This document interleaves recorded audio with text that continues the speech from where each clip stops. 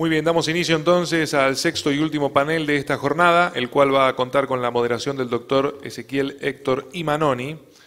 Los institutos participantes serán en primera instancia el Instituto de Derecho Romano, bajo el tema El principio pro homini, origen histórico y recepción jurisprudencial a la luz de la reforma constitucional de 1994, el cual contará con el doctor Gastón Medina como expositor. También participará en el Instituto de Derecho Civil bajo el tema el artículo 1775 del nuevo Código y el derecho a una decisión judicial en tiempo razonable bajo la exposición del doctor Jorge Pablo Martínez.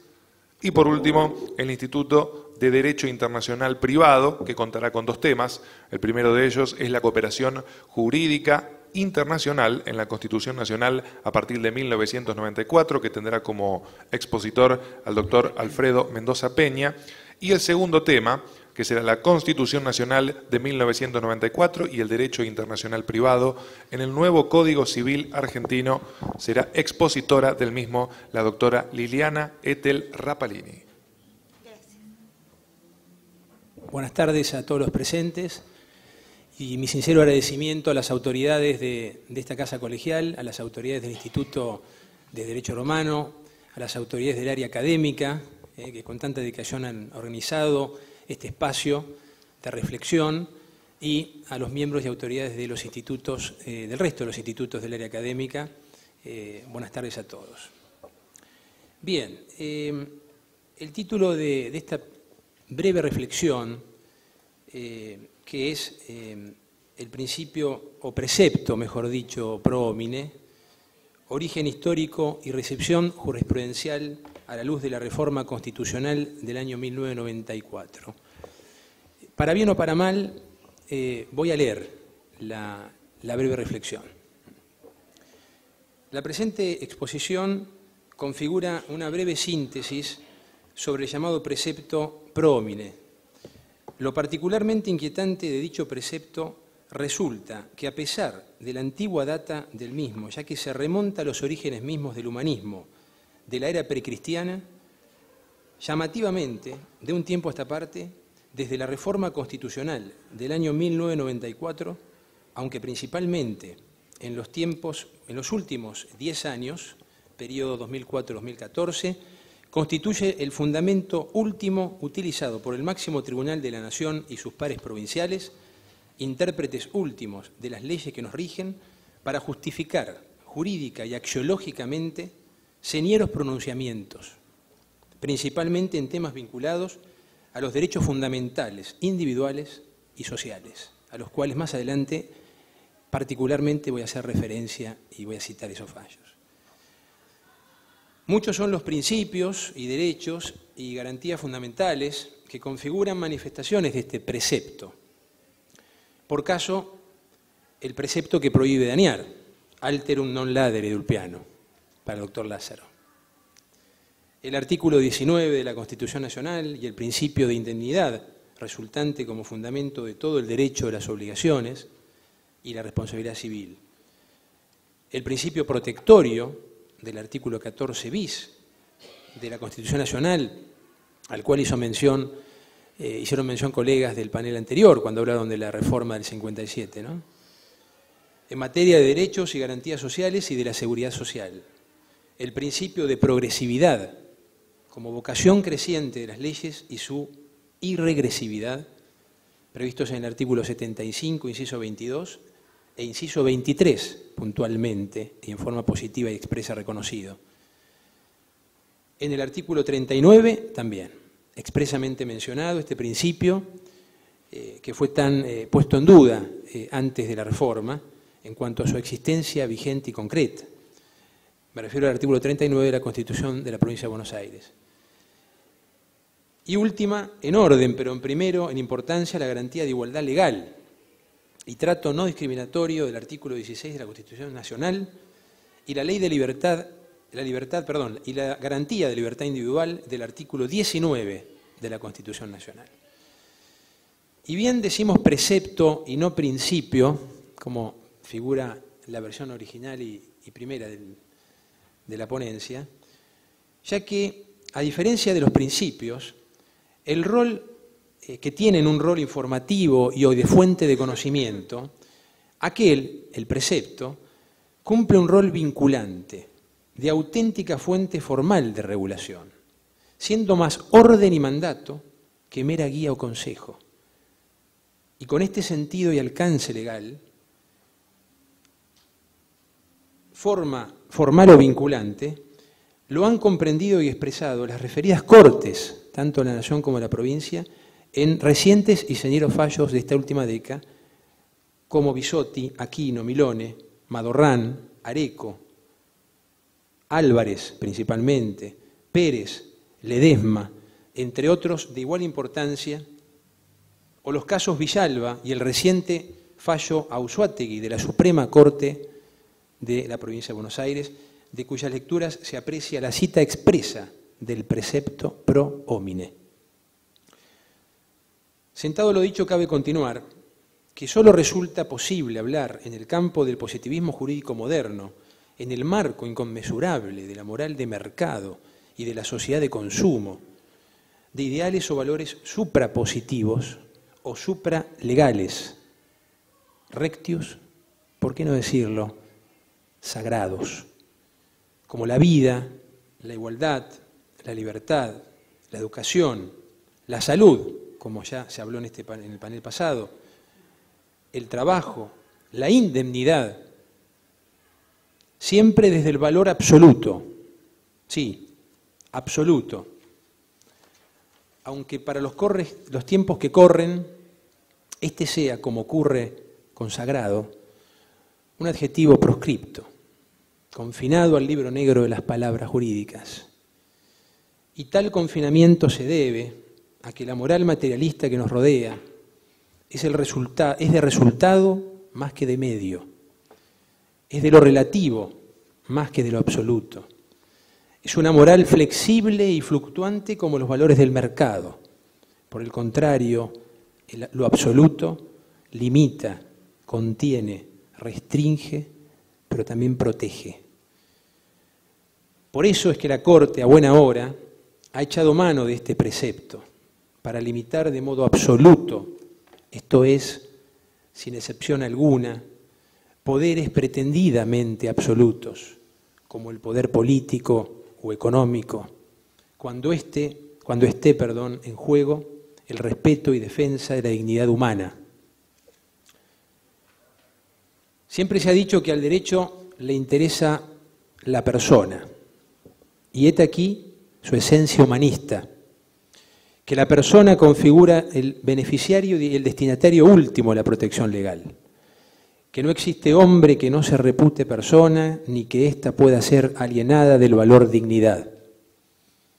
La dignidad así considerada, esto es como asidero fundamental y último del sistema legal positivo, como bien supremo en la escala axiológica de los bienes jurídicos, viene a cumplir el rol de fuente inspiradora y de límite infranqueable a la labor política de los legisladores, los jueces y demás agentes del mundo jurídico.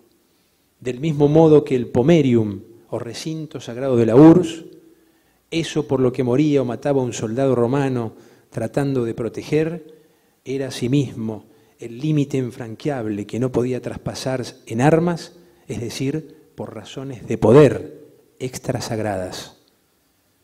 Y es que resulta incontrastable la afirmación según la cual la limitación del poder en todas sus formas y expresiones, político, económico, etcétera, mediante el derecho, configura la nota típica de la constitución jurídico-política del Estado Social de Derecho. Porque no existe una razón más fuerte que justifique la igualdad legal de los hombres que el valorarlos primero iguales en dignidad, ergo, todos y cada uno de ellos fines en sí mismo. Por su parte, la expresión pro homine, como ya anticipamos, se identifica con el humanismo, en antigüedad y en contenido, siendo la expresión más genuina de esta cosmogonía en los tiempos modernos. Podríamos decir que tal terminología configura la expresión jurídico-positiva del humanismo en la actualidad del mundo jurídico. De modo que para comenzar a hablar sobre este precepto conviene, como siempre, pasa a hacerlo desde el principio. Lo ha dicho el máximo tribunal de la Nación en el fallo Álvarez del año 2010. Álvarez Maximiliano con Cencosud es la carátula, que más adelante será comentado. Y dice: admitir que los poderes del empleador, léase poderes políticos, poderes corporativos, poderes económicos en general, determinen la medida y alcance de los derechos humanos del trabajador, léase del hombre, importaría pura y simplemente invertir la legalidad que nos rige como nación organizada y como pueblo esperanzado en las instituciones, derechos, libertades y garantías que adoptó a través de la Constitución Nacional. Por lo contrario, son dichos poderes los que habrán de adaptarse a los moldes fundamentales que representan la Constitución Nacional y el derecho internacional de los derechos humanos de jerarquía constitucional bajo pena de caer en la ilegalidad. Esto, palabras de la Corte textuales. La dignidad como atributo inescindible de la persona no se halla definida en las leyes positivas, no solo porque no es esa la función de las leyes, sino porque asimismo pertenece al campo de las creencias y valoraciones íntimas o más profundas de un pueblo, del mismo modo que las mores maiorum, mientras representaron esos vivos anhelos, fueron como el consejo de los sabios ancestros que, transmitidos generacionalmente a través de los gestos o de las palabras, nunca conocieron el frío papel de los digestos o los códigos. Así, el precepto pro homine, esto es el sentido a favor de la dignidad del hombre, representa la expresión más clara de la valoración, de la vocación, siempre humanista del derecho, que confiere al hombre, el absoluto valor de los fines a cambio del relativo valor de los medios, constituyendo una interpretación teleológica del ser sobre la base del valor absoluto, rectius, sagrado, de la dignidad. La dignidad así configura el bien jurídico supremo de tutela legal y asimismo la piedra de toque del Estado social de derecho, sobre la que cimentan sus bases los derechos fundamentales de indemnidad, igualdad y libertad de la persona, entre otros todos ellos connaturales e integrantes de este principio o precepto que ha de llamarse pro homine, y así lo ha comprendido el constituyente del año 1994, al igual que los jueces de la nación y del mundo. Dicha reforma, la del 94 me refiero, importó la consolidación, ya que se encontraban vigente el humanismo en la Constitución desde el año 1853. Y profundización de este principio que, reiteramos, importa una comprensión teleológica del ser sobre la base de la dignidad, es decir, de su valoración como fin. Y ello implicó un cambio paradigmático en el sistema fontal normativo argentino a través de la incorporación de la conciencia jurídica universal, la opinio juris comune del corpus de Justiniano. Incita y expresa en el derecho de los tratados como exponente del ius cogens, gentium o derecho internacional general, que bien nos recuerdan expresiones tales como ritmo universal de la justicia, fallo de la Corte de Justicia de la Nación, in re Rusich, en el año 1938, o frases como ritmo universal de los derechos humanos, de la Corte de Justicia de la Nación, in re Bisotti, en 2004, y Aquino, del mismo año, entre muchos otros que siguieron esta fundamentación. Así, con dicha reforma, el principio pro homine dotó de único sentido y unidirección al sistema normativo argentino al consagrar de modo insoslayable una ratio humanitas, o razón de ser humana, la que por vía del control constitucional de razonabilidad del artículo 28 de la Constitución Nacional, principio de razonabilidad convencional medio-fin, relativiza toda jerarquía instrumental normativa prevista en el artículo 31 de la Carta Magna en función de dicho fin humanista, o para mejor decir, en resguardo de un nuevo orden público humano u orden público de la dignidad. podemos afirmar, siguiendo a la misma Corte de la Nación en el año 2004 en el fallo Madorrán, que así como la reforma de la Constitución Nacional producida en 1957 mediante la introducción del artículo 14 bis tuvo como inequívoco propósito dar recepción en el texto de 1853-1860 a los aportes y experiencias que habían tenido lugar durante la primera mitad del siglo XX en el ámbito de lo que dio en llamarse el constitucionalismo social.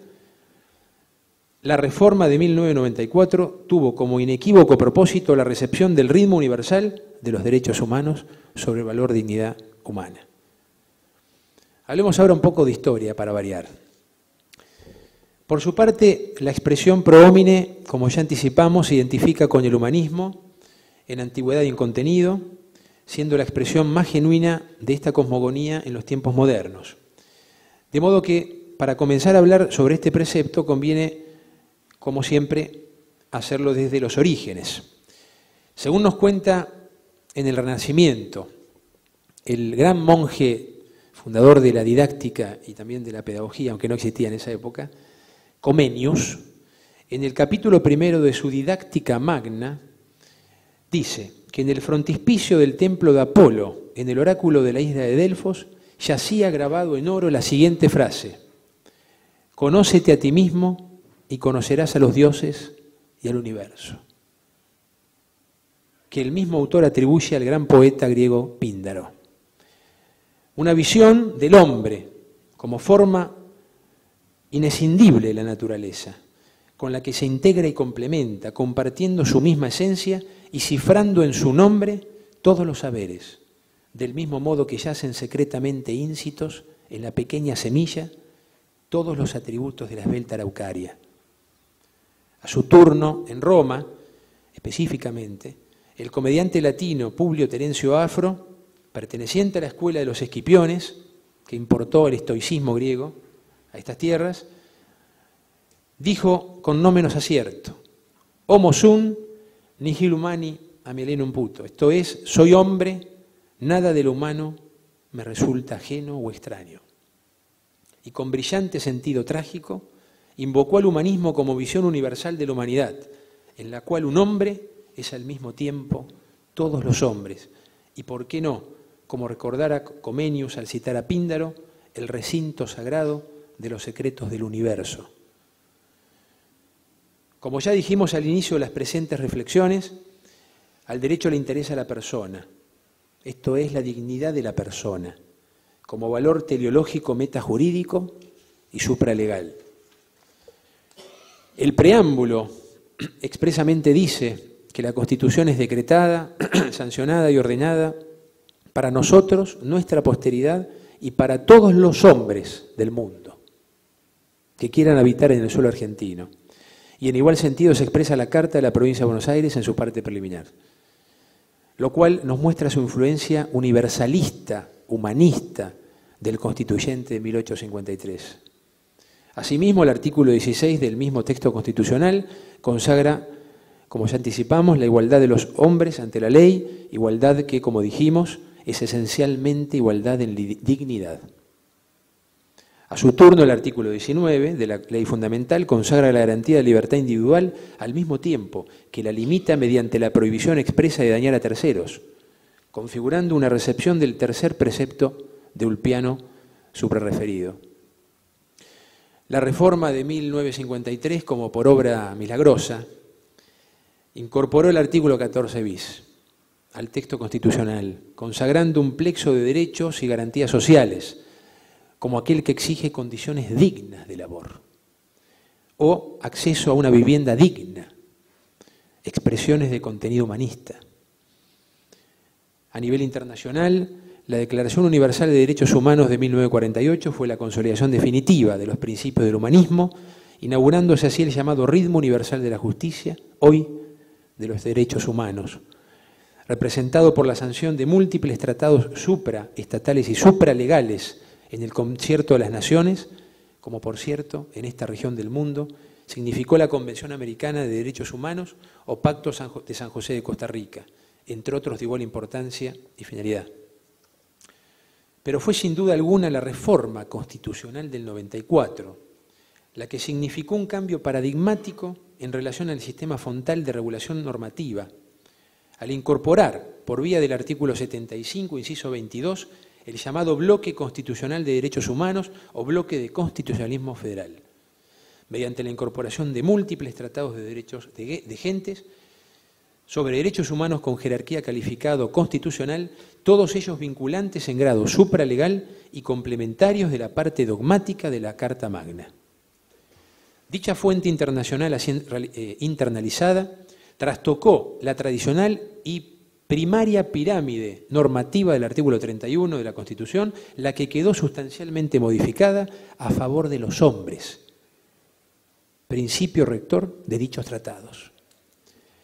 El aporte del derecho internacional, de los derechos humanos al derecho social, ha sido ponderado por la doctrina calificada, que señala la fenomenal transformación que en el sistema fontal significó la reforma del 94 y que permitió en nuestro país el desarrollo de teorías, prácticas e instrumentos que fueron dando una estructura de despliegue y soporte para la aplicación interna de los tratados, particularmente los constitucionalizados. Se observó así un nuevo sistema de ordenación de fuentes del derecho, establecido en la nueva norma constitucional, cuya exposición quiero reservarla a los colegas del Instituto de Derecho Internacional. Se incorpora, mediante dicha norma, con jerarquía constitucional, ergo supralegal, el PIDESC, que consagra positivamente el principio de progresividad, íncito en el principio o precepto pro homine. Voy a saltear un poco los párrafos. Hablan sobre la plena efectividad de los derechos aquí reconocidos, ¿no? Es decir, la vocación de progreso en el Estado y en todos los agentes del Estado, en asegurar las garantías para un ejercicio eficaz y un pleno goce en forma creciente de los derechos en los ciudadanos. En igual sentido y línea valorativa, el nuevo artículo 75, inciso 23, expresamente dice: el pleno goce y ejercicio de los derechos reconocidos por esta Constitución y por los tratados internacionales vigentes sobre derechos humanos.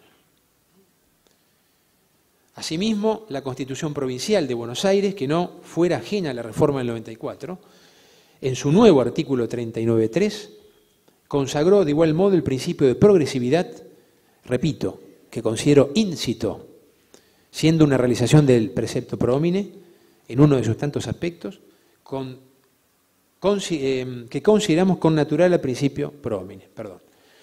Por último, cabe señalar que tanto la fuente interna como internacional de derecho debe ser interpretada y aplicada en las condiciones de su vigencia. Pero no voy a profundizar este asunto que pertenece al derecho internacional en sentido estricto, ¿no? Voy a hablar, sí, un poco respecto a la recepción jurisprudencial, que esto me parece que es más importante desde el punto de vista práctico en la actualidad. Voy a referirme a fallos de la Corte de la Nación, Corte de la Provincia de Buenos Aires y un fallo de Cámara Nacional, que receptan expresamente este principio precepto, como gusta llamarlo a mí, pro homine. Un poco de historia. Antes de la reforma, encontramos el fallo de la Corte de Justicia de la Nación, COT, del año 1958. También el fallo Ekmekian, con Sofovich, de la década del 90, que configuraron las primeras aplicaciones en Argentina de la fuente internacional. Después de la reforma, encontramos el fallo Giroldi, de la década del 90, que se establece la doctrina, podríamos llamar monista, de la Corte, es decir, se concluye que el sistema fontal es uno, coherente e integrado, que debe ser interpretado y aplicado sistemáticamente por los jueces, conforme el principio o precepto pro homine, esto es, atendiendo a la fuente legal, ya interna, ya internacional, que coadyuve con mayor eficacia al pleno goce y ejercicio de los derechos fundamentales.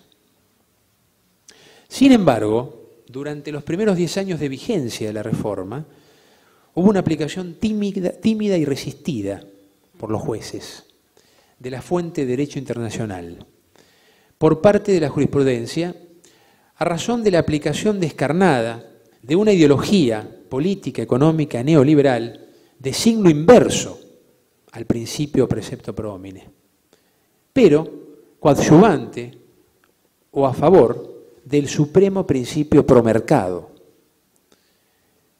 Pero es recién a partir del 2004 con la nueva integración de la Corte, cuando se inicia un proceso marcado y constante de cambio en cuanto a la aplicación internalizada de la fuente internacional, conforme el artículo 75, inciso 22 de la Carta Magna, y ello se aprecia vastamente en múltiples y señeros pronunciamientos de la Corte y su par provincial, entre otras jurisdicciones. Voy a referirme ahora a los de la Corte rápidamente. El fallo Bisotti, Carlos con AMSA S.A. sobre despido, de la Corte de Justicia de la Nación, repito, del 21 de septiembre de 2004. Buena primavera jurídica. Fue ese fallo para los que, como es en mi caso, nos dedicamos al derecho social. El considerando 10 de ese fallo expresamente dice que no es el mercado el señor de los hombres, sino el hombre, el señor de todos los mercados. Y más adelante agrega, el ritmo universal de los derechos humanos, en alusión del antiguo fallo de la Corte Rusich del 38 ya citado, que habló del ritmo universal de la justicia. En materia de daños laborales, también aplicable a daños civiles, el fallo Aquino, 2004, el fallo Madorrán, 2004, Milone, 2004, Torrillo, 2007, expresamente mencionan este precepto pro homine como fundamento último de su decisión. En materia de discriminación y libertad sindical, nada más y nada menos, fallo Álvarez, de la Corte de Justicia de la Nación, 2010. La cita es Álvarez Maximiliano y otros con Cencosud, Sociedad Anónima sobre Acción de Amparo. Sentencia del 7 de diciembre de 2010, publicado en la Ley 2011 A 177. En este precedente, la Corte Nacional expresamente sostuvo que la proscripción de la discriminación no admite salvedades o ámbitos de tolerancia que se reprueban en todos los casos. Más aún, dijo que la norma resulta por demás apropiada y necesaria en dicho ámbito, pues la prestación de uno de los celebrantes, el trabajador, está constituida nada más que por la actividad humana, la cual resulta per se inseparable de la persona humana y por lo tanto de su dignidad, considerando 6 del voto de la mayoría. La Corte asimismo expresó, en el mismo fallo, subordinar las exigencias fundamentales subordinar las exigencias fundamentales que de esto último se siguen y a un ejercicio sin taludes ni medidas de los señalados poderes resultaría desbaratar la naturaleza jurídica de los valores asentados por el bloque de constitucionalidad, máxime cuando la dignidad humana, además de todo cuanto ha dicho a su respecto, es el centro sobre el que gira la organización de los derechos fundamentales de nuestro orden constitucional y del orden internacional adoptado. Y luego agrega, admitir que los poderes del emperador determinen la medida y alcance de los derechos humanos del trabajador importaría pura y simplemente invertir la legalidad que nos rige.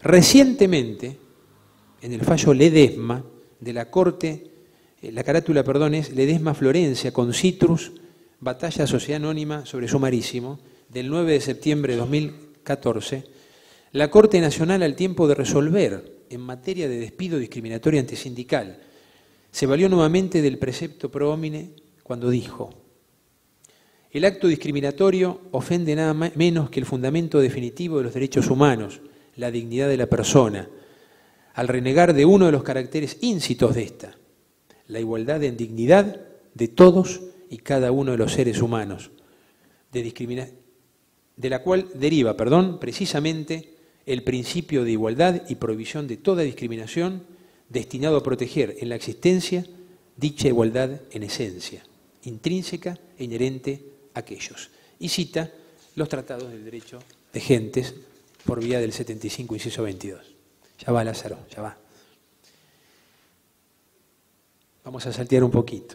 Por lo demás,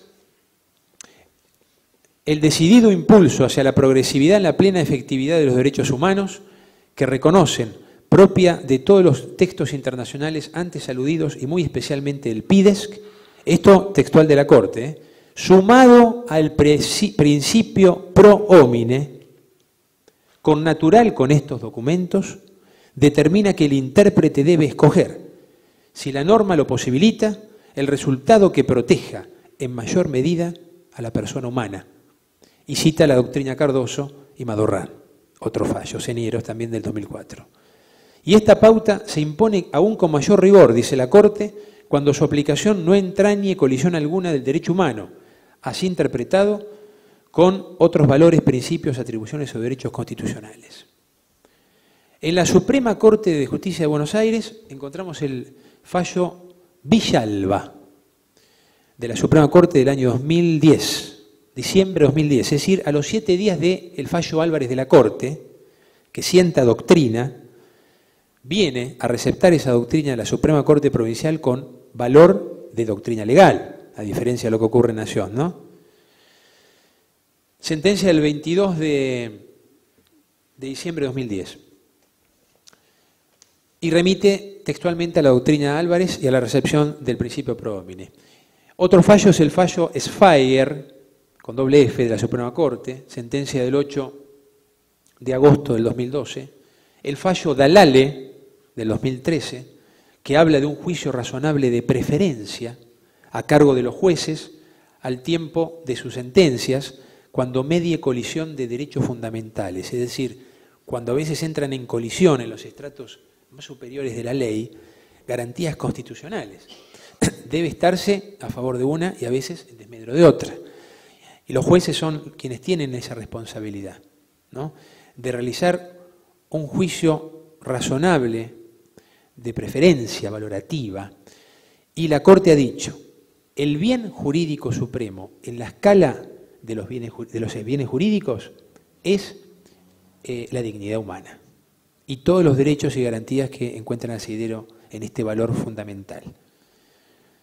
Muy recientemente, me refiero a agosto del 2014, el fallo Auzuategui de la Suprema Corte dice: solo un entendimiento superficial del 14 bis llevaría a que la protección contra el despido arbitrario implicara una suerte de prohibición absoluta y permanente a toda medida de reinstalación, ya que a la interpretación evolutiva y el principio pro homine conviene agregar que las leyes no pueden ser interpretadas solo históricamente, sin consideración a las nuevas condiciones y necesidades de la comunidad. Continúa, ¿verdad? Un fallo de la Cámara Nacional del Trabajo, Sala Quinta, fallo Acevedo, dice: ello en razón de que, al establecer un régimen absolutamente tarifario y sin tener en cuenta el principio alterum non ladere, atenta contra el artículo 16 de la Constitución Nacional. Incluso propios autores civilistas repulsan tal tarifación extrema que restringe el acceso a la justicia. Lo han hecho en los siguientes términos: es sin duda un sometimiento del derecho de los más débiles a las pretensiones económicas de los más poderosos, lo que es contrario a todo criterio de justicia, sacrificándose así el principio a favor del ser humano, expresamente, entre paréntesis, pro homine, invocando razones como la previsibilidad de los costos, como si el ser humano fuera una cosa más y no la razón de ser del sistema jurídico. Es el hombre el que constituye la sociedad, las empresas, la nación. Sin él nada hay en estas instituciones. Es el hombre al que se debe proteger. Lo primero que se debe preservar en la sociedad es la vida y la salud de los hombres que la integran. Y en el caso de ser dañados en su salud, o lo que es peor, muerto por algún accidente, el daño debe ser reparado por la norma especial o común, según cual sea la más beneficiosa para la víctima o su derecho habiente. A modo de conclusión, por todo lo expuesto, podemos afirmar sin temor a equívocos que la dignidad de la persona humana, como fundamento de la igualdad y la libertad, ergo, como pilar básico de la Constitución jurídico-jurídica del Estado Social de Derecho, configura un bien jurídico supremo en la escala axiológica de los bienes jurídicos objeto de la protección de la ley, competiendo al juez, en el caso concreto de su jurisdictio, realizar el juicio de preferencia axiológica, adecuando a dicha supremacía de la cosmovisión pro homine, según la cual, como hemos reflexionado, considera al hombre como razón de ser del derecho, esto es, su causa primera Y fundamento último, gracias.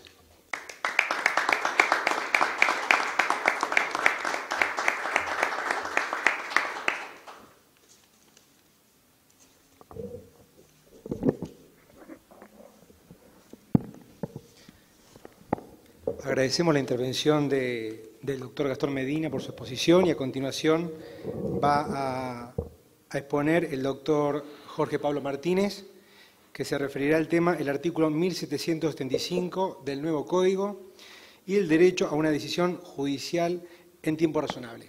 Doctor. Muchas gracias. Muy buenas tardes, autoridades, distinguidos profesores, exalumnos, colegas aquí en la mesa. Mi tema es el tiempo.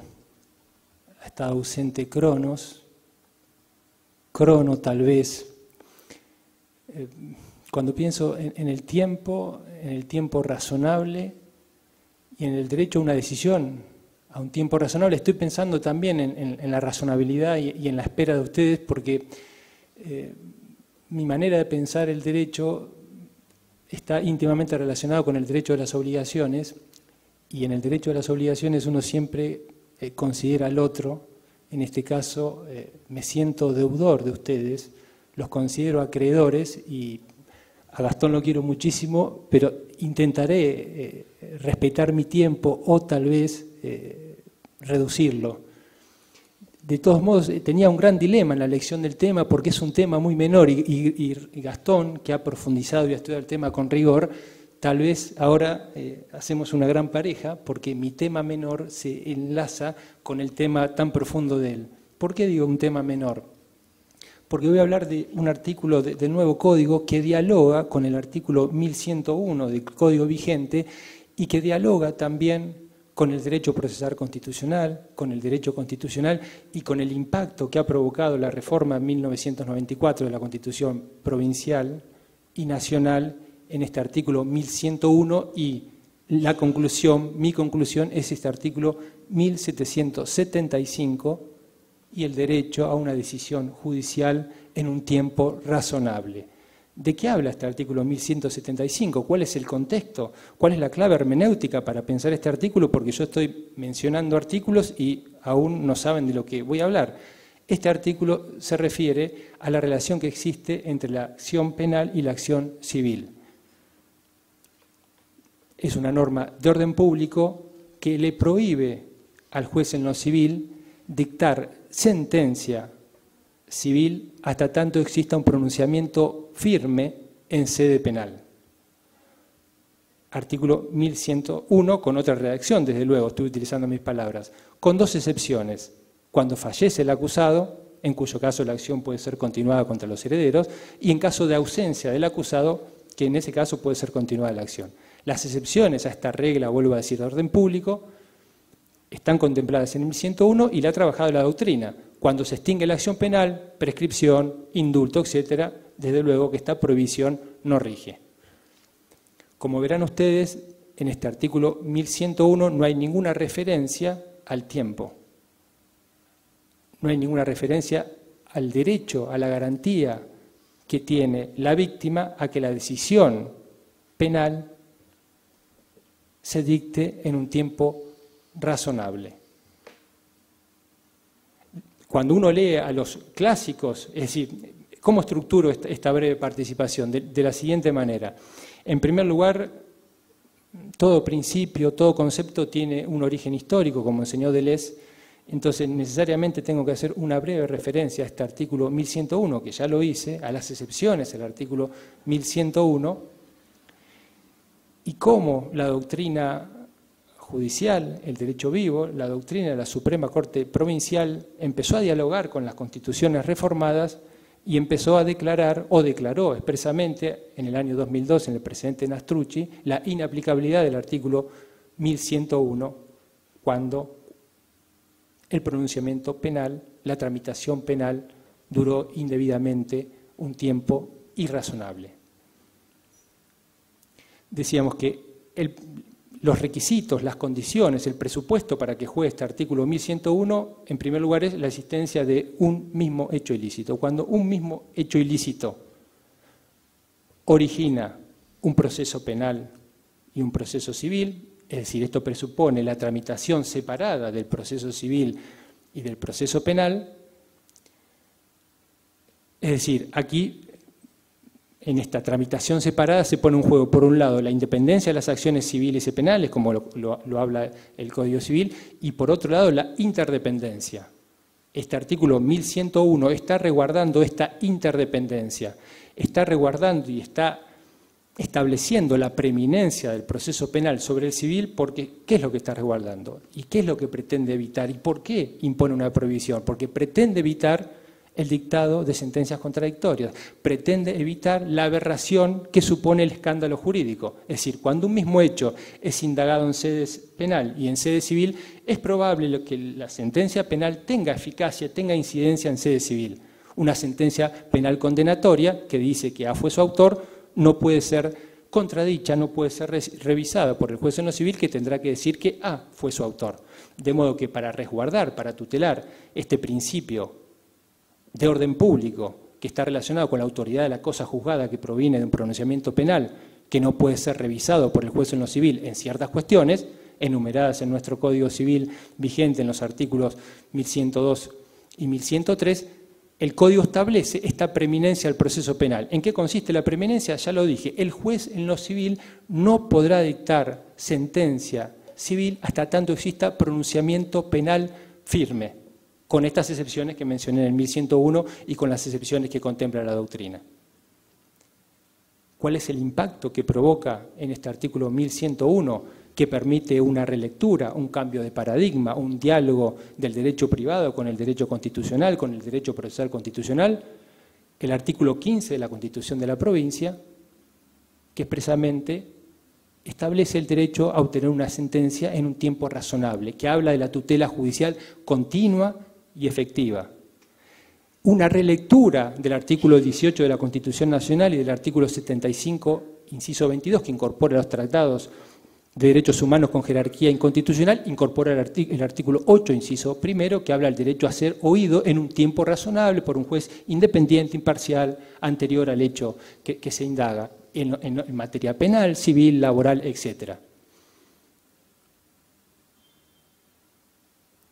Entonces, artículo 8, inciso primero de la Convención Americana sobre Derechos Humanos, artículo 18, garantía del debido proceso legal, derecho de defensa, en donde se incluye este derecho a obtener una sentencia en un tiempo razonable, y artículo 15 de la Constitución Provincial, abren otra mirada, cambia el paradigma, se habla de diálogo de fuentes, diálogo del derecho civil con el derecho constitucional, y desde esta perspectiva entonces nos encontramos con el primer precedente de la Suprema Corte Provincial en el año 2002, el 19 de febrero del año 2002, que es el precedente Nastrucci, cuya plataforma fáctica brevemente la relato así: accidente de tránsito, se origina un proceso penal, un proceso civil, el proceso penal se inicia en marzo del año 1987 y la última actuación útil es de noviembre de 1987 con la presentación del particular damnificado en el proceso penal. Estamos hablando del año 2002. Y en el año 2002, a raíz del recurso de inaplicabilidad de ley que presentó la víctima, la Corte se pregunta, recuerden, última actuación útil en el proceso penal, año 1987. La Corte pregunta, ¿corresponde anular de oficio? ¿Por qué se hace esta pregunta a la Corte? Porque hace unos minutos dije que este artículo 1101, al igual que el artículo 1775, es una norma de orden público, que los jueces deben declarar de oficio la nulidad de una sentencia que no respeta esta prohibición. Entonces la Corte ya hace esta pregunta y ITER contesta, en modo alguno. ¿Y por qué contesta que en modo alguno hay que declarar de oficio? Porque este artículo, el artículo 1101, es decir, la aplicación aislada y literal del artículo 1101 consagra una enorme injusticia. ¿Cuál es la enorme injusticia? La violación del derecho de la víctima a obtener una sentencia en tiempo razonable. Y desde esa perspectiva, este artículo es inaplicable y es inconstitucional por violar estos artículos. Artículo 8, inciso primero de la Convención Americana de Derechos Humanos, artículo 18, artículo 75, inciso 22 y artículo 15 de la Constitución Provincial. Ese es el primer precedente de la Suprema Corte Provincial que muestra este diálogo del que estoy hablando. Recientemente, el 30 de octubre del año 2003, en el precedente Iuale, también con voto de íter, un voto más extenso, más trabajado, más refinado, y ahí sí uno ve el intenso diálogo entre el derecho procesal constitucional. Lo vi al doctor Macchioni mirar la hora y digo, cronos otra vez, me estoy excediendo. ¿Cuánto tiempo hace que estoy hablando? No, viene bien. 10 minutos, porque uno cuando empieza a hablar, menos. Viene bien.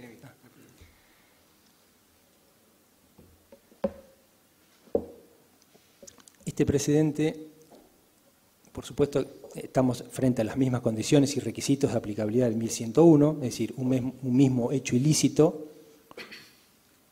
que origina un proceso penal y un proceso civil. Lo que está en juego aquí no es un accidente de tránsito, sino la responsabilidad por la deficiente prestación del servicio médico estatal, de modo que los demandados fueron el Estado provincial y un médico de la ciudad de Bahía Blanca. El proceso penal se inicia en el año 2000.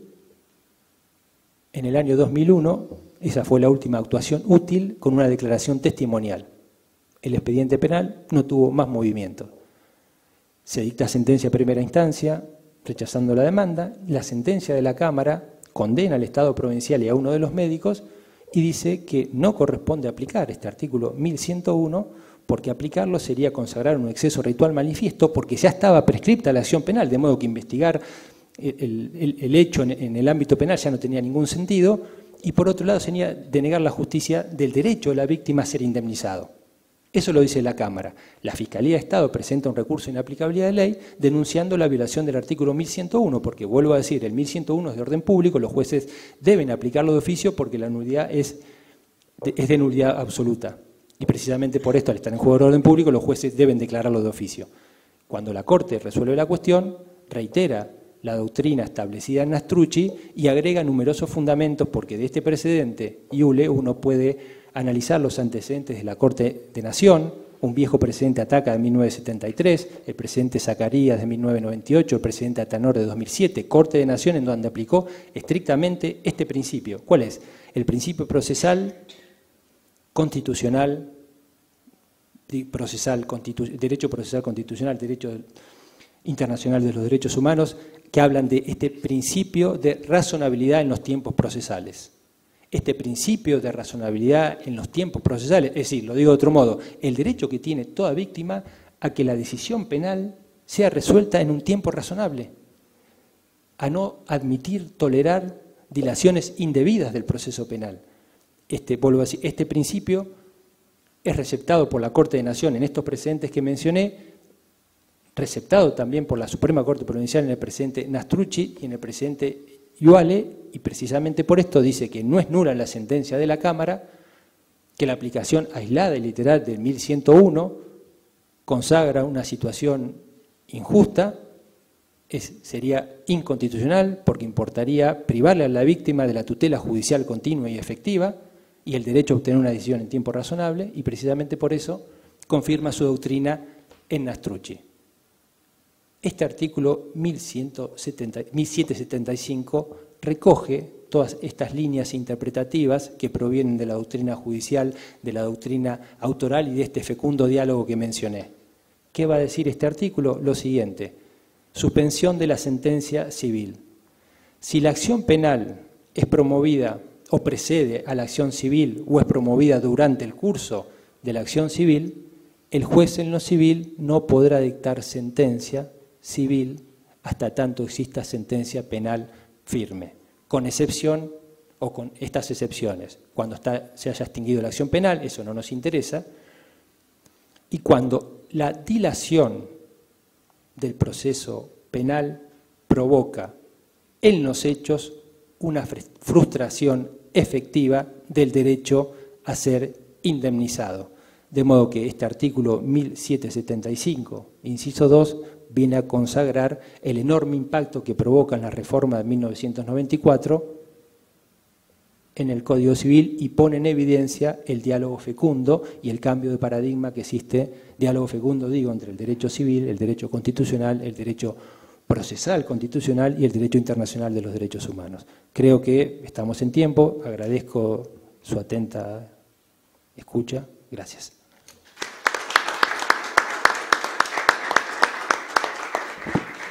Muchas gracias, doctor. A continuación, le damos la bienvenida al doctor Alfredo Mendoza Peña, quien abordará la siguiente temática: la cooperación jurídica internacional en la Constitución Nacional a partir del año 1994. Doctor.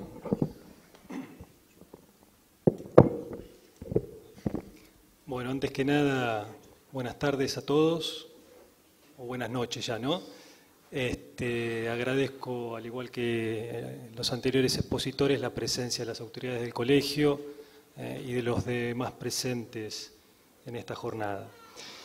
Bueno, la elección del tema, la cooperación jurídica internacional en la Constitución a partir de 1994, deviene en parte por la convocatoria que se hizo a los institutos, al cual pertenezco al del Instituto de Derecho Internacional Privado, a participar con un tema propio del área en el marco del tema de este Congreso. Y por otro lado, una elección personal en lo que hace a la cooperación jurídica internacional, por entender que este instituto, que forma parte del derecho internacional privado, en el último tiempo ha adquirido una importancia fundamental y que está relacionado también con la eficacia, con la garantía, bien, de los derechos de los justiciables.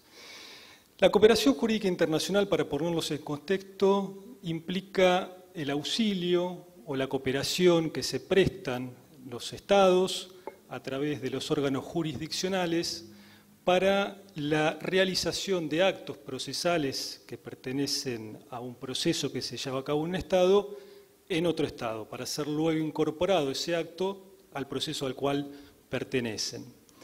Tradicionalmente esta cuestión estaba vista como una obligación casi natural que tenían los Estados de prestarse este auxilio o cooperación, obligación que a su vez o habitualmente estaba también condicionada a la reciprocidad. Pero bueno, actualmente ha existido un cambio en el enfoque, no ya como una cuestión propia de los Estados soberanos, sino fundamentalmente hacia los sujetos, parte de las relaciones jurídicas internacionales, y hacia la necesidad de la tutela efectiva de los derechos de estos particulares, por lo que ya esa obligación natural de los Estados se ha convertido en una necesidad de tener los Estados que ponerse de acuerdo a través de tratados o convenciones internacionales para garantizar y poder de esta manera tutelar los derechos de los particulares. Y en este ámbito el derecho constitucional tiene una gran injerencia en el derecho internacional privado todo, y por ende en la cooperación jurídica internacional, por ejemplo en lo que hace a la jerarquía de las fuentes normativas, con la importancia que tiene la fuente internacional en el derecho internacional privado, en lo que hace también a las garantías procesales, acceso a la justicia, debido proceso, igualdad de trato procesal, y también en lo que hace, como el derecho constitucional, que es la guía de los principios tuitivos, que guía un ordenamiento jurídico, este límite a la aplicación del derecho extranjero, como lo que es el orden público internacional, es decir, a través de la posibilidad que dan las normas indirectas propias del derecho internacional privado, un juez puede aplicar derecho extranjero y esa aplicación está limitada a que ese derecho o la solución a la cual se llegue a través de la aplicación de ese derecho no viole lo que son las bases fundamentales sobre las que se asienta el orden público o el ordenamiento jurídico a cual pertenece el juez a cargo del caso. Para ser breve, voy a desarrollar simplemente algunas cuestiones que yo entiendo que la reforma del año 94 ha influenciado sobre la temática del derecho internacional privado y en particular en lo que es la cooperación jurídica internacional. Yo les mencionaba la jerarquía normativa. Bien, si bien la Constitución Nacional desde su nacimiento contaba con un artículo que hacía referencia a la propia Constitución Nacional, a las leyes del Estado y a los tratados, no era clara en cuanto a la jerarquía que existía entre estas fuentes que refería. Esto dio lugar a que en determinados tiempos la Corte tuviera distintas interpretaciones respecto a este artículo, hasta que finalmente en el año 92, a través de el caso Megdejian con Sofovich, estableció esta posición monista que había referido el doctor en la primera exposición. La reforma del 94 hace expresa mención a la supremacía de los tratados internacionales respecto a las leyes del Estado. Esto está establecido en el nuevo artículo 75, inciso 22, y respecto a los tratados sobre derechos humanos incluso le da la jerarquía constitucional a los que específicamente incorporan y a todos aquellos que se incorporen con posterioridad a través de un procedimiento o con mayorías especiales. Y el artículo 75, inciso 24, también reafirma, en el caso de tratados que se refieran a integración o procesos de integración, esta supremacía sobre las leyes nacionales. Otra importancia que ha dado la reforma constitucional es la incorporación con rango constitucional de las declaraciones, convenciones y tratados sobre derechos humanos. Como toda rama del derecho, el derecho internacional privado tiene como objeto último a los sujetos de las relaciones jurídicas internacionales, que es el objeto propio de esta rama del derecho. Y, obviamente, la relación entre ambos surge en forma palmaria, ya que, como les había referido, sirven de guía de los principios tuitivos. También están establecidas estas normas de carácter pragmático que, a los efectos de su realización, requieren de tratados o convenciones, por ejemplo, dentro de lo que es la Convención de los Derechos del Niño. Varios de los derechos que están programáticos, el carácter que tienen estas normas, requieren de convenciones o tratados, muchas de las cuales son de cooperación jurídica internacional, que tienden a poder efectivizar esos derechos establecidos en este bloque constitucional de derechos humanos. Ejemplo, la restitución de los menores, las obligaciones alimentarias, la sustracción de menores, etc. Y por último, la gran importancia que tuvo en los procesos de integración, en el caso de la República Argentina, el Mercosur, a contemplarlos también, como refiriera en el artículo 75, inciso 24, que lo que es específicamente en el ámbito del Mercosur, luego de la constitución del mismo a través del Tratado de Asunción y el posterior Tratado de Europreto, que son definidos como tratados de primer grado o tratados originarios, que son los que establecen las bases y los órganos de este proceso de integración, de este Mercosur, encontramos normas o tratados de segundo nivel, donde se puede apreciar que la gran mayoría tienen por objeto la cooperación judicial internacional. Reitero, la manera en que los Estados cooperan o se ayudan para llevar a cabo actos a través de sus órganos jurisdiccionales que tienden a tutelar o efectivizar los derechos de los particulares. A modo de ejemplo, tenemos el Tratado sobre Medidas Cautelares, el Tratado sobre Cooperación en General, que es el Protocolo de las Leñas, suscripto en las Leñas en el año 92, que abarca toda la cooperación jurídica o gran parte de la cooperación jurídica internacional, como es el tema de notificaciones, el tema de obtención de prueba en el extranjero y finalmente el reconocimiento y ejecución de las sentencias extranjeras. Para finalizar, me parece también importante referir que esta injerencia del derecho constitucional en el derecho privado y también obviamente en el derecho internacional privado se puede ver y se puede apreciar también en el nuevo Código Unificado, donde existe una constitucionalización del derecho privado, ya que se respeta y se nutre este nuevo código de los tratados de derechos humanos que se puede ver en el modo y en la manera de la protección de los menores, la protección de los consumidores, y en lo que hace al tema específico de la ponencia, en el título sobre Derecho Internacional Privado encontramos normas específicas de cooperación que lo que hace es demostrar la importancia que tiene este instituto, reitero, como medio o como herramienta de efectivizar los derechos de los particulares. Bueno, muchas gracias.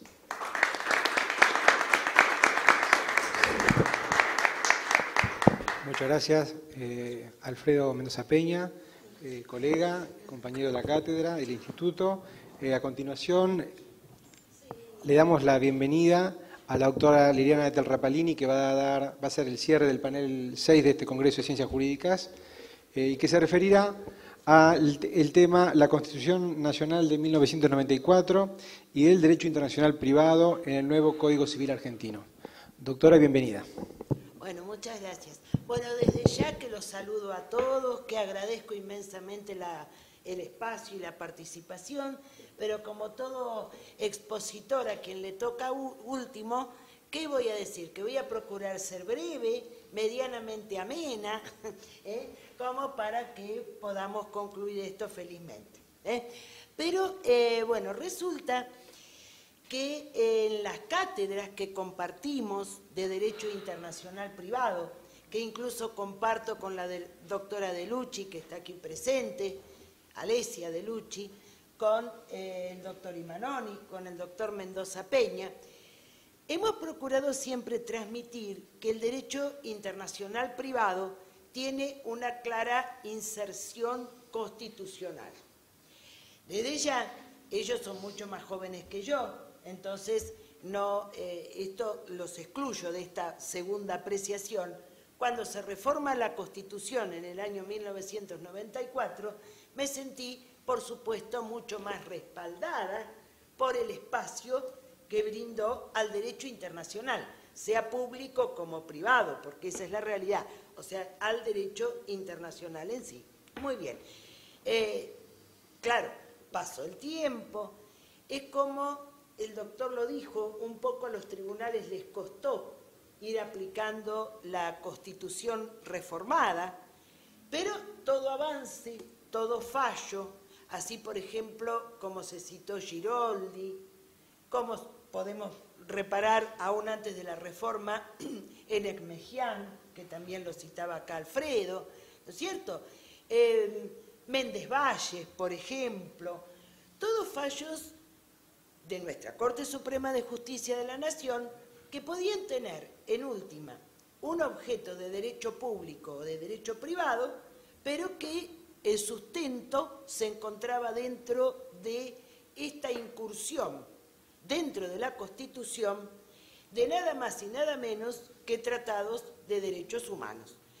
Que, y no esto porque seamos nosotros, diríamos, una rama del derecho que se ha puesto más en boga de lo que podía ser años antes, pero de esta inserción en la Constitución de los tratados de derechos humanos, creo que nos hemos valido todos para toda rama del derecho, ¿cierto? Sea cual fuere, un pacto de derechos y deberes de los estados, un pacto de San José de Costa Rica, al que hace familia la Convención de los Derechos del Niño, no sé, bueno, pero creo que es un consenso que en nuestro país la cuestión de la internacionalidad se fue no solo haciendo de raíz constitucional, sino como una suerte de apropiación de todas las ramas.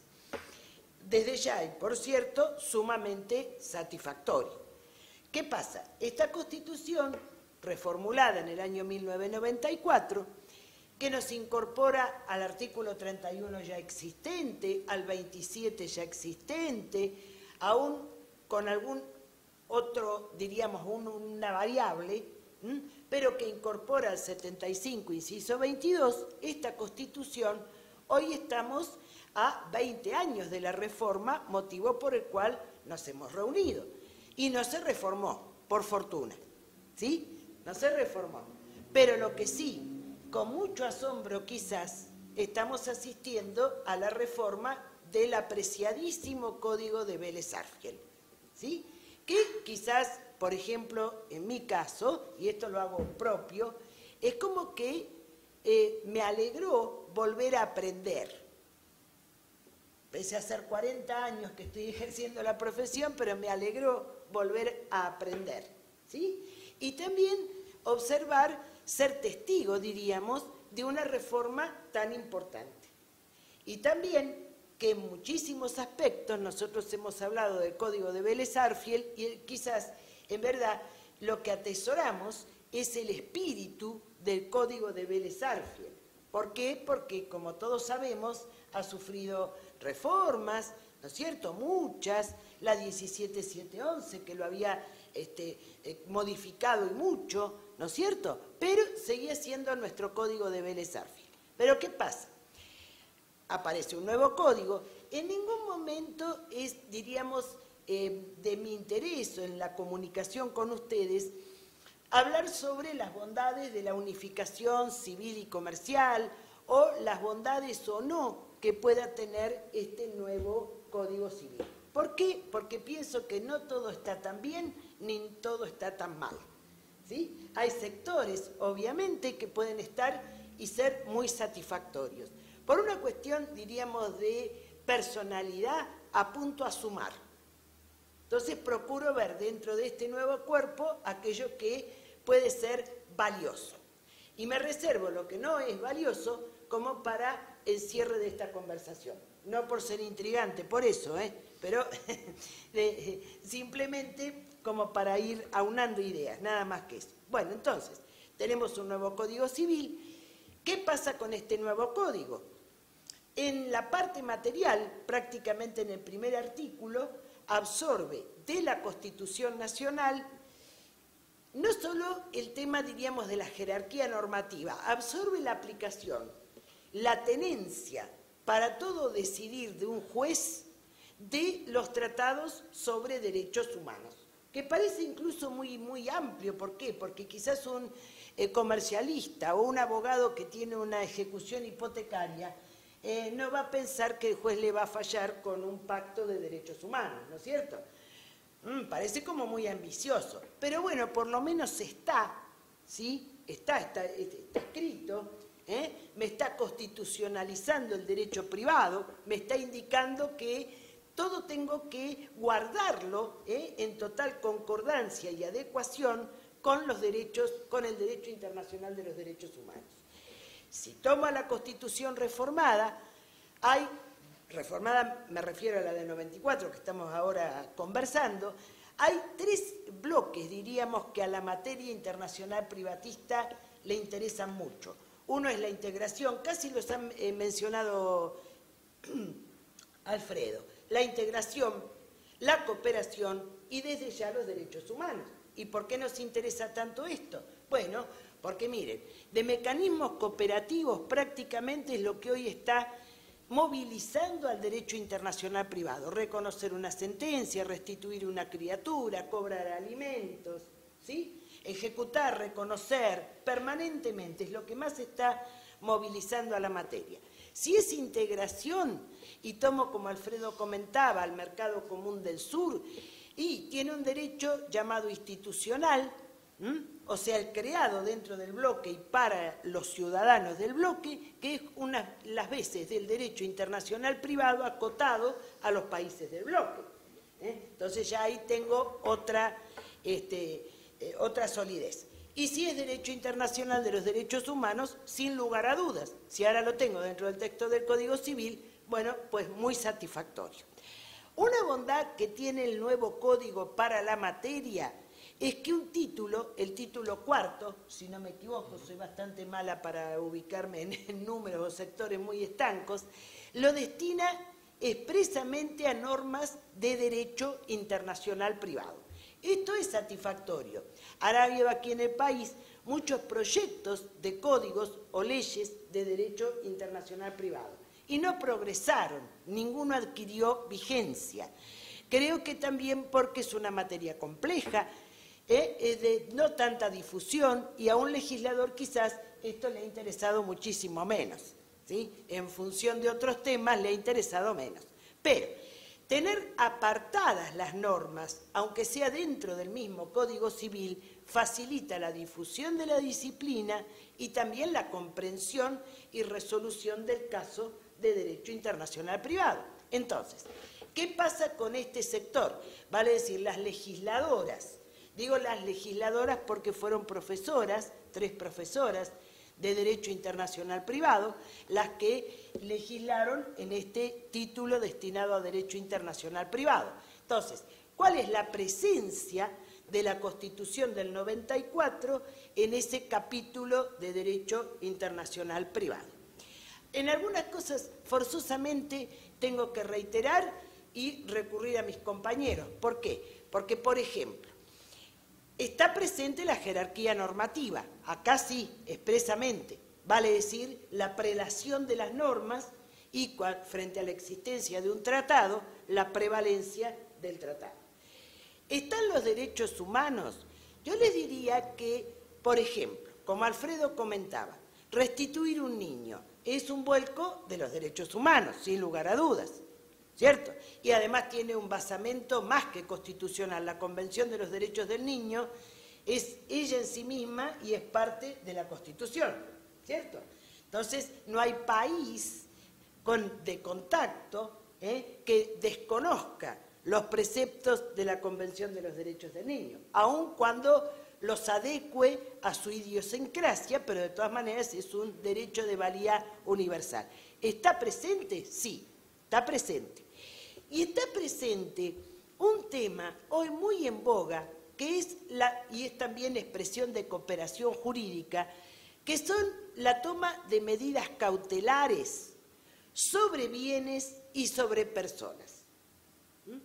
Y esto tiene, junto con las llamadas acciones positivas de la Constitución, que también están dentro del artículo 75, pero ya en el inciso 23, que toma determinados colectivos jurídicos como los ancianos, los niños, Alfredo comentaba los consumidores, ¿cierto?, que me están llevando a la necesaria tutela de personas y bienes a través de determinadas medidas.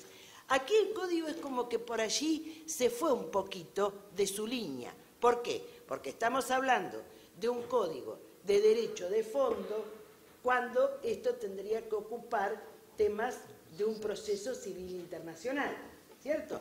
Pero como no tenemos una ley nacional de proceso civil internacional y cooperación jurídica internacional, bueno, pese a no ser tan específico de esta fuente, es para nosotros satisfactorio que esté contenido.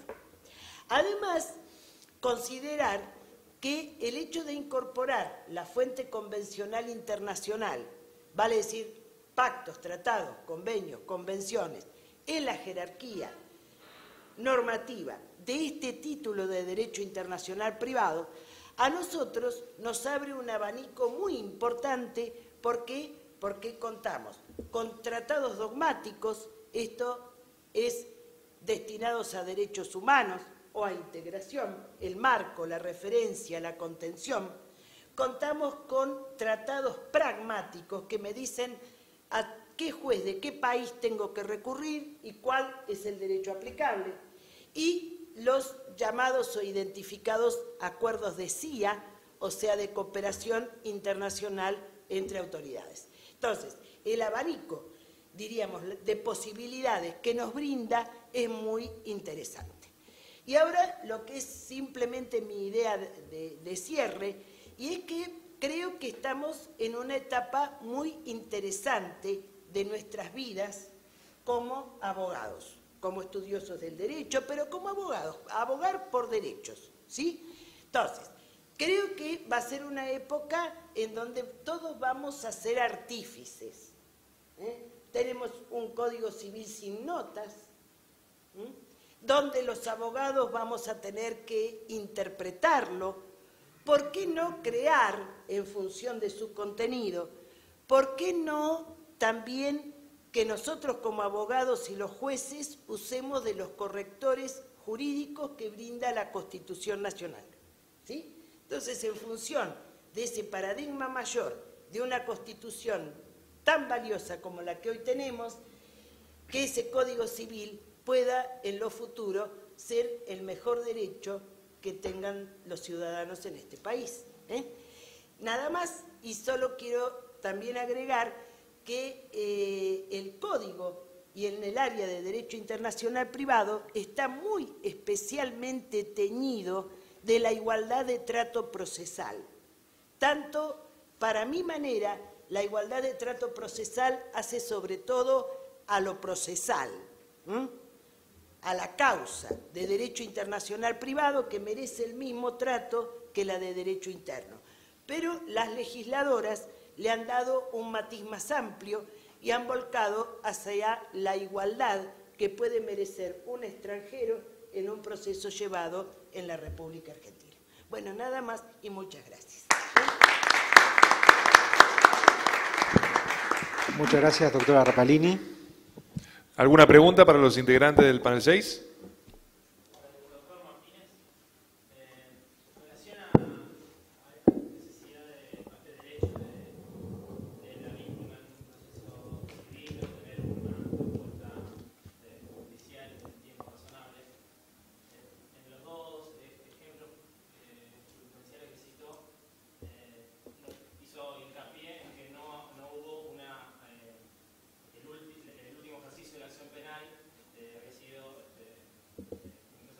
Así es, sí. Es decir, en los casos en que ellos no sea así, que tal vez por la dificultad de la investigación penal haya esta colisión en la cual, si bien el Estado, o representado a través del Ministerio Público, lleve adelante, ejercite la acción penal y tenga acciones, si igualmente se va a priorizar esta norma del 1775, ¿era? 1775, sí, es una pregunta muy interesante. Y está íntimamente relacionado con la interpretación de tiempo razonable. Y ahí tal vez tengamos el criterio que proviene del precedente de la Corte Interamericana Furlan, ¿no? Hay que analizar la complejidad del caso, la participación. Pero entonces cedería, digo, es decir, a la víctima a una respuesta judicial, siempre y cuando en el foro penal se haya actuado y se esté ejercitando la acción penal, es decir, queda un poco suspendida de derechos o igualmente si transcurrieron. Yo creo que aquí es materia de interpretación, porque y vos fíjate que las palabras abren un amplio campo a la interpretación, porque vamos a escuchar las palabras. Tiempo razonable, pero en verdad no habla, el 1775 dice, si la dilación del proceso penal provoca en los hechos la frustración efectiva, y frustración, ¿qué entendemos por frustración efectiva? Del derecho a ser indemnizado. Tal vez una dilación indebida con actuación provoque esta frustración efectiva del derecho de la víctima a ser indemnizado. Por eso me parece importante recuperar las enseñanzas que provienen de Furlan, es decir, complejidad del caso, participación de la víctima, cómo afecta ese proceso penal en la víctima para analizar si estamos o no frente al supuesto del inciso 2. Es ciertamente complejo, pero creo que es complejo porque la norma está redactada pensando en la complejidad y dándole a los jueces una herramienta para resolver los casos que se les presenten. No, creo que no te puedo contestar, porque para contestar tenemos que analizar un caso particular y ver cómo lo podemos interpretar y resolver. Dilación es demora, tardanza injustificada.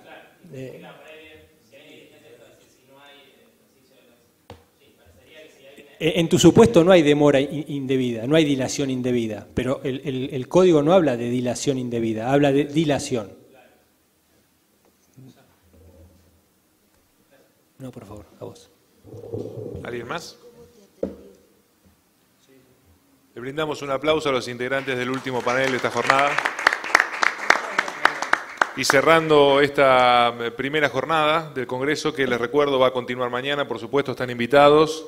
Estará dando comienzo el panel séptimo, que va a ser el primero de la jornada de mañana, 9:30 de la mañana. Así que nos estaremos reencontrando.